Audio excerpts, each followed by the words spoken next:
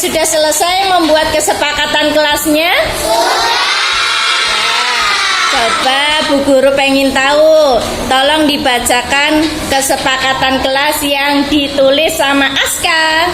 Jujur. Jujur, hebat. Kita jadi orang harus jujur ya, pintar. Coba kalau punya Mbak Alia. Tidak boleh nakal. Tidak boleh nakal, di kelas nggak boleh, dimanapun nggak boleh nakal ya. Coba kalau punya Mas Fikri. Apa Mas Fikri? Kompak. Apa? Kompak. Kompak, hebat sekali. Kita harus punya kelas yang kompak ya, hebat ya. Coba kalau punya Mas Hafiz, apa Mas? Sombong. Tidak boleh Sombong. sombong tuh ya. Kelas kita itu nggak boleh sombong ya. Hebat punya Mas Hafiz. Kita harus rukun, nggak boleh sombong. Coba punya Mbak Aina. Apa Mbak Aina? Membuang sampah pada tempatnya. Membuang sampah pada tempatnya. Setiap jajan sampahnya dibuang ke tempat sampah. Coba sekarang punya Mbak Aulia. Saling menghargai. Oh, saling menghargai ya. Di kelas kita harus saling menghargai. Kemudian ada apa lagi Mbak Selvira?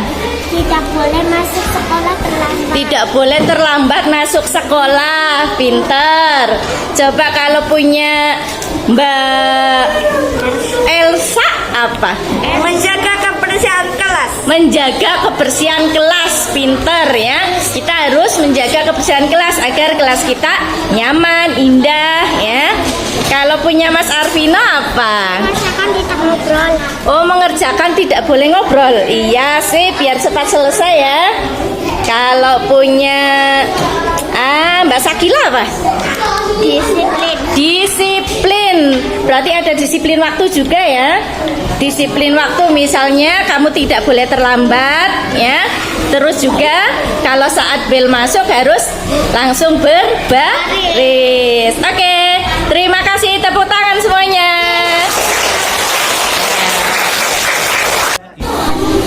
Oke anak-anak, setelah kalian membuat kesepakatan kelas, boleh ditempel di depan. Boleh barisan tengah dulu, silahkan tempel di depan. Ya, boleh di atas sana. Yang sudah boleh langsung duduk.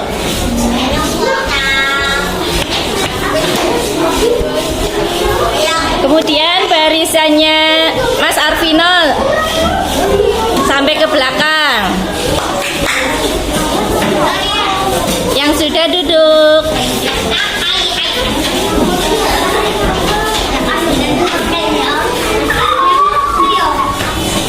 Ya, duduk Mbak. Lanjut barisannya Mbak Nabila.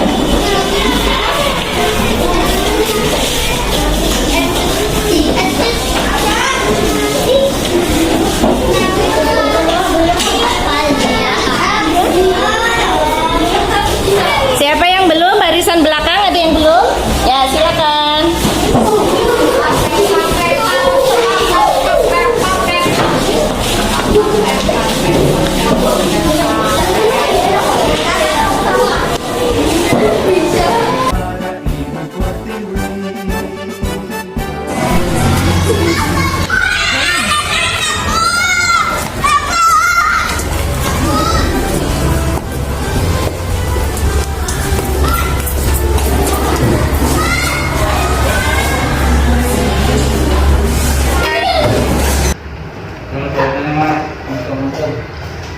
Assalamualaikum warahmatullahi wabarakatuh. Alhamdulillahirabbil alamin wa bihi nasta'inu ala umuri dunya waddin wa ala alihi wa sahbihi ajmain. Asyhadu an la ilaha illallah wa asyhadu anna Muhammadan abduhu wa rasuluh.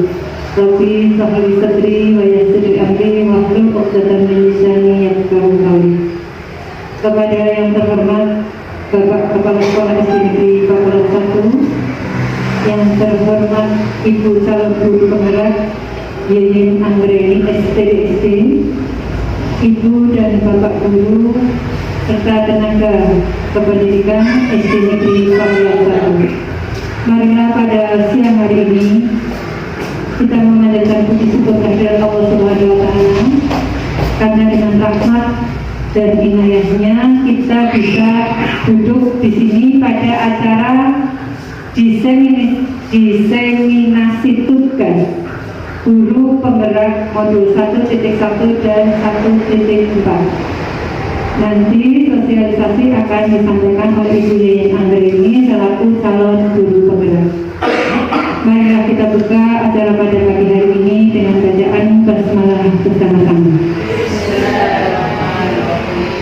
Terima kasih. Semoga dengan bacaan basmalah acara sosialisasi diseminasi tugas guru penggerak pada pagi hari ini bisa berjalan dengan lancar.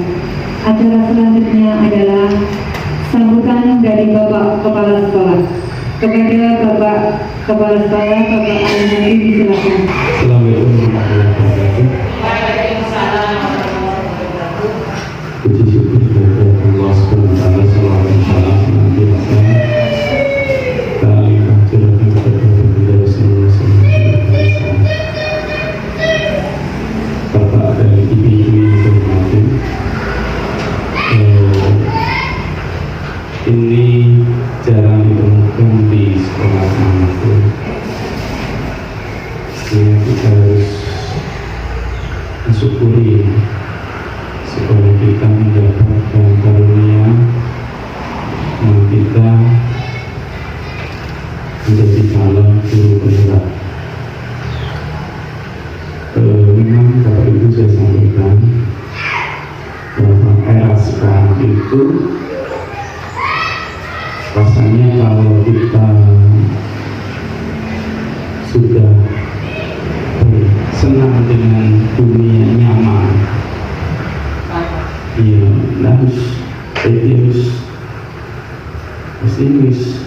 lalu apa maning gitu lah, itu bersyukur itu adanya senang dalam dunia nyaman gitu. Itu memang kelihatannya para pengambil kebijakan itu tidak mengendaki demikian, sehingga diaturlah regulasi yang mendorong kita semua itu jangan suka berada di zona yang nyaman gitu. Jadi semuanya didorong seperti itu, baik dalam bentuk penghargaan maupun dengan bentuk punishment. Tapi hal itu kebaikan sekolah, maka insya Allah kami pikirkan undangan untuk mendukung guru penggerak dan sebagainya. Masuk hal ini bagaimana peningkatan kompetensi guru, peningkatan karir guru.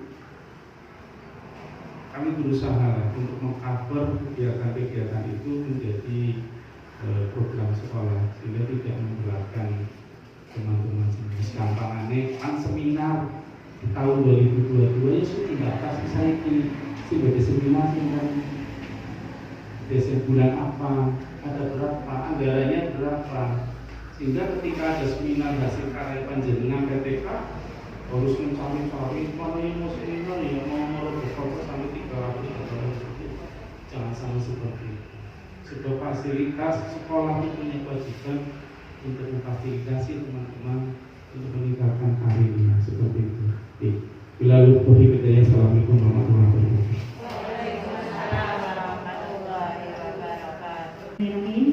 Assalamualaikum warahmatullahi wabarakatuh. Yang saya hormati Bapak Kepala SD Kapolon 01, yang saya hormati pula Bapak Ibu Dewan Guru SD Negeri Kapolon 1. Alhamdulillah pada siang hari ini kita telah diberi kesempatan kesehatan oleh Allah SWT sehingga kita bisa berkumpul di ruangan ini dalam acara diseminasi tugas guru penggerak modul 1.1 dan 1.4 dengan keadaan sehat walafiat. Tidak lupa salawat serta salam mudah-mudahan selalu tercurahkan kepada junjungan kita Nabi besar Muhammad SAW yang selalu kita nantikan manfaat syafaatnya di yaumul qiyamah nanti. Amin.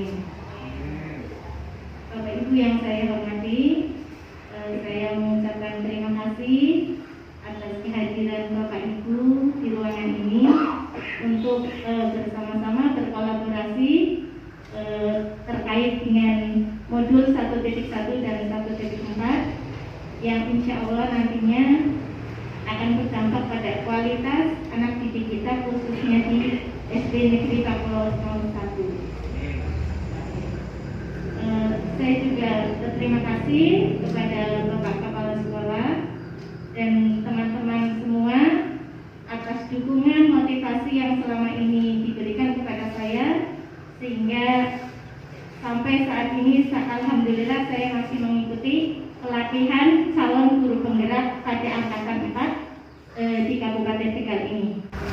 Langsung saja, di sini ada dasar pendidikan menurut Ki Hajar Dewantoro. Pendidikan adalah memberi tuntunan terhadap segala kekuatan kodrat yang dimiliki anak agar ia mampu mencapai kebahagiaan dan keselamatan yang setinggi-tingginya. Nah, di sini pada dasar pendidikan Ki Hajar Dewantoro, pendidikan di sini artinya adalah menuntun. Tadi kita sebagai guru itu hanya bisa menuntun peserta didik kita, menuntun siswa-siswi kita, dan bukan menuntut, gitu ya. Yang dimaksud menuntun berarti para peserta didik kita itu sudah punya potensi masing-masing, sudah punya bakat minat masing-masing.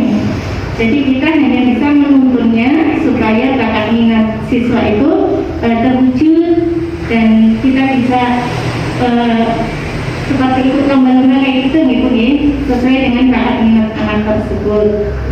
Kita tidak boleh menuntut si A harus bisa ini, si B harus sesuai dengan keinginan kita, itu tidak boleh. Kemudian yang ini Bu, yang langsung di ini manusia, ini lanjutannya tadi, keselamatan yang setinggi-tingginya sebagai manusia maupun sebagai anggota masyarakat. Nah, oleh sebab itu pendidik hanya bisa menuntun ini tadi Bu, ya, menuntun tumbuh kembangnya atau tumbuh hidupnya kekuatan kodrat pada anak. Seperti juga dicontohkan petani, guru itu diibaratkan sebagai petani gitu ya. Di situ kita hanya bisa merawat tumbuh. Misalnya kita menanam padi itu hanya bisa kita rawat dengan cara ya dipupuk, disiram, terus hama-hamanya kita bersihkan dan sebagainya, sehingga akan terwujud tadi yang berkualitas. Demikian juga kita terapkan kepada putra-putri kita di sekolah, seperti itu. Lanjut yang kedua, ini tadi guru petani sudah nih ya. Nah, yang ketiga ada kolaborasi antara kodrat alam dan kodrat zaman. Kolaborasi antara kodrat alam dan kodrat zaman. Di sini menurut Ki Hajar Dewantoro kita itu harus mengikuti kodrat alam dan kodrat zaman. Kalau kodrat alam berarti kita istilahnya sudah menuntun anak tadi sesuai dengan kodrat anak masing-masing. Kita mengajar di SD berarti kodrat anak itu bermain gitu ya. Jadi sebisa mungkin dalam pembelajaran kita memasukkan permainan sehingga anak itu tidak merasa bosan dalam pembelajaran, atau mungkin pembelajaran di luar kelas itu juga bisa ya, supaya anak tidak merasa bosan. Kemudian ada kodrat zaman. Kodrat zaman berarti sudah tentu kita mengikuti perkembangan zaman yang sekarang ini. Nah, sekarang ini sudah teknologi gitu, sudah modelnya IT semua. Nah, kita sebisa mungkin harus mengikutinya, entah itu dengan cara belajar, bertanya. Nah, kita berkolaborasi di sini. Jangan sampai kita tertinggal pada zaman yang sekarang ini kita sedang lalui, seperti itu. Kemudian ada mewujudkan merdeka belajar. Nah, ini pendidikan yang berpihak pada anak. Berpihak pada anak itu maksudnya siswa dan guru berkolaborasi bersama untuk menggali dan mengembangkan potensi murid. Tujuannya adalah mengakomodasi karakteristik masing-masing untuk terciptanya pembelajaran yang berpihak pada murid.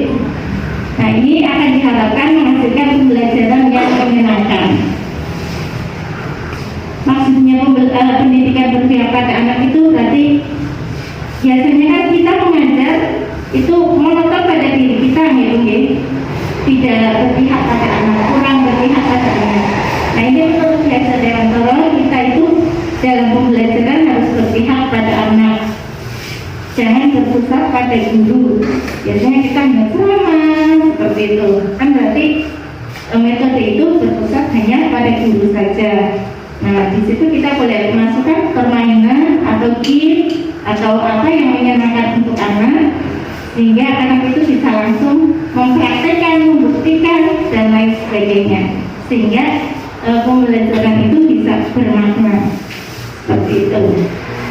Itu ada Ingar Sasuntulodo, Imagia Mamunkarsa dan Tuturi Handayani. Ingar Sasuntulodo tadi sudah dijelaskan sama Bapak bahwa kita sebagai guru posisinya berada di depan. Kalau di depan berarti kita sebisa mungkin harus memberikan tulodo atau contoh yang baik bagi anak-anak kita di sekolah. Jangan sampai kita memberikan contoh yang tidak baik kepada anak-anak kita, karena sampai nanti akan selalu diingat sampai besar. Insya Allah kita akan selalu diingat oleh anak-anak. Kemudian yang kedua ada Imagia Mamunkarso. Jika kita berada di tengah, berarti kita harus bisa membangun ide-ide, membangun motivasi biar ide-ide yang kita buat bersama akan terwujud. Kemudian yang terakhir ada Tuturi Handayani. Jika posisi guru ada di belakang, nah itu tugas kita sebagai memberikan dorongan atau semangat, kepada putra-putri kita. Selanjutnya, ini kodrat anak yang tadi saya katakan adalah bermain. Ciptakan pembelajaran, masukkan pembelajaran dalam permainan, sehingga anak tidak akan merasa bosan. Contohnya seperti ini kelas 2, setelah olahraga langsung praktek pembelajaran di luar kelas juga sambil bermain, sehingga bisa mewujudkan merdeka belajar seperti itu. Merdeka batinnya, merdeka lahirnya. Merdeka lahir, merdeka batin, pengajaran maksudnya memerdekakan manusia sebagai dari persatuan atau masyarakat. Ini yang tadi sudah saya sebutkan, bukan tabula rasa, kopi-kopi sudah. Nah ini contoh-contoh budaya positif sekarang. Kita masuk ke modul 1.4, yaitu tentang budaya positif.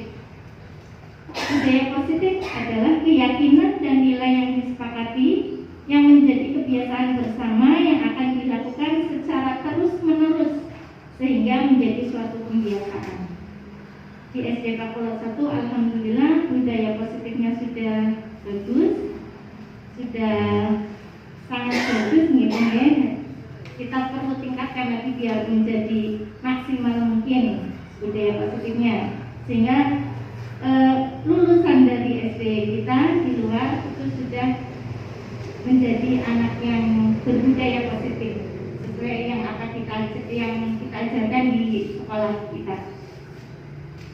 Kemudian, nah ini contohnya pembiasaan gitu ya. Setiap pagi anak-anak berbaris di depan kelas yang seperti saya contohkan ini. Hasil kesepakatannya berbaris. Nah karena lagi pandemi kita tidak boleh berjabat tangan, jadi ditulis masing-masing.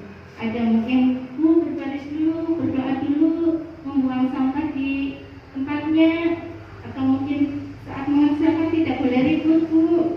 Anak-anak semacam menulisnya supaya tercipta kondusif dan nyaman di kelas itu. Dari pendapat-pendapat mereka saya kumpulkan, saya simpulkan, kemudian jadilah hasil kesepakatan kelas 2 seperti yang ada di depan ini. Dari 35 anak banyak sekali bermacam-macam, ada yang sama, ada yang beda. Kemudian saya simpulkan seperti ini, ada kurang lebih 10 keyakinan kelas yang dibuat oleh guru dan siswa. Nanti Bapak Ibu boleh membuat keyakinan kelas di kelas masing-masing dengan cara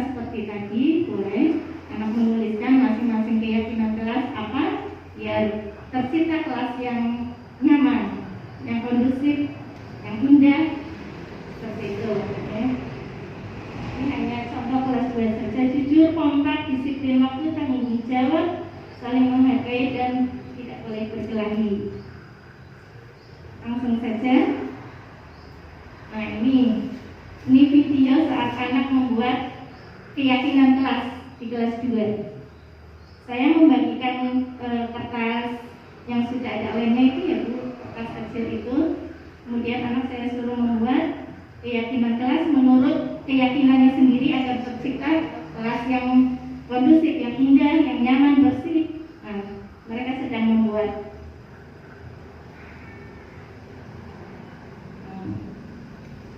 Masing-masing membuat. Kemudian setelah itu anak menyampaikan hasil yang ditulis oleh mereka, keyakinan masing-masing.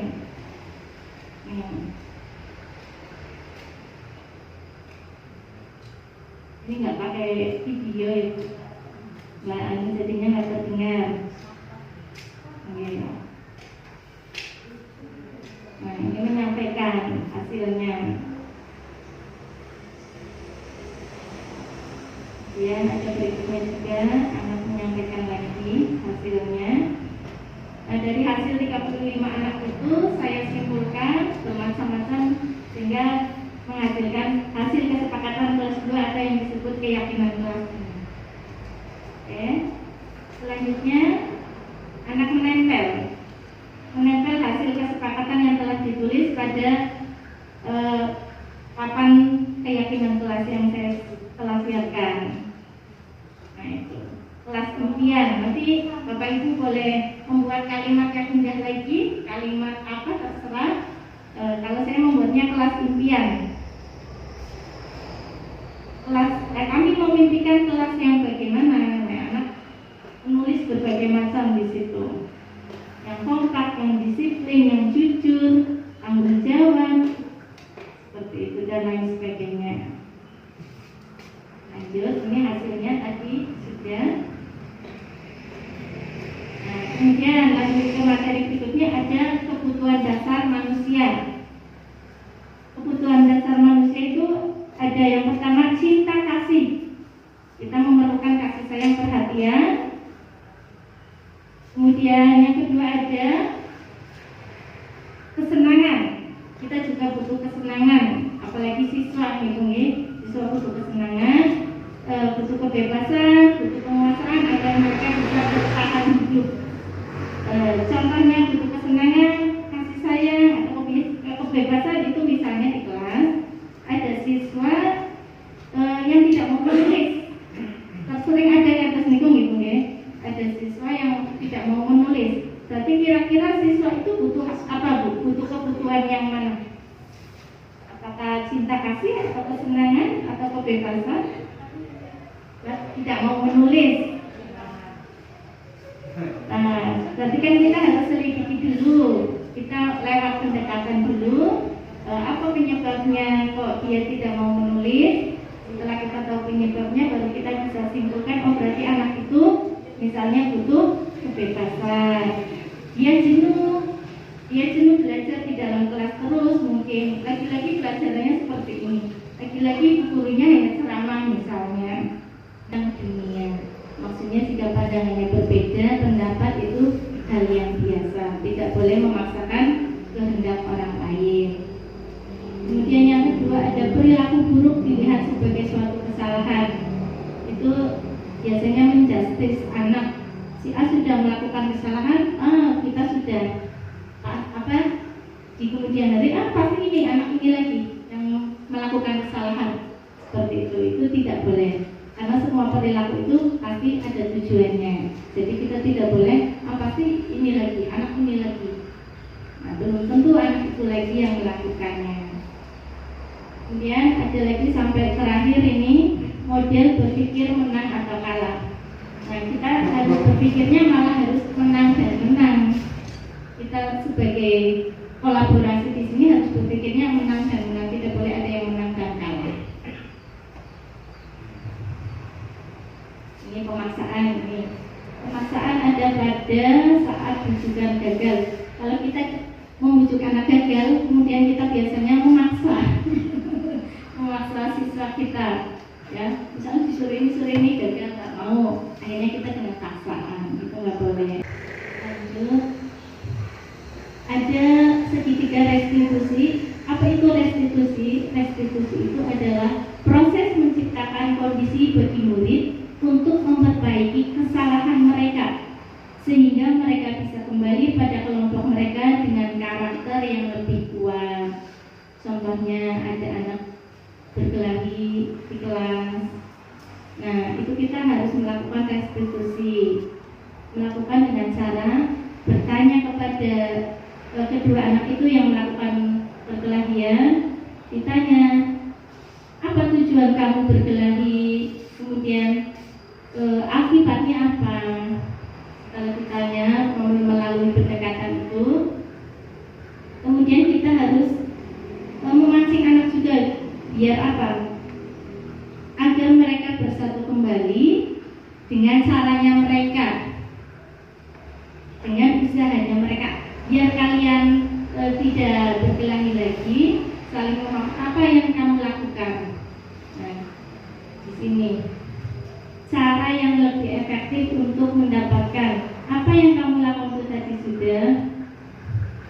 Kemudian kamu ingin menjadi orang yang seperti apa? Setiap orang pasti pernah melakukan kesalahan. Nah, ini semua itu dikatakan kepada mereka agar mereka sadar, kemudian mereka berani memperbaiki sikap mereka dengan ucapan yang mereka lakukan itu.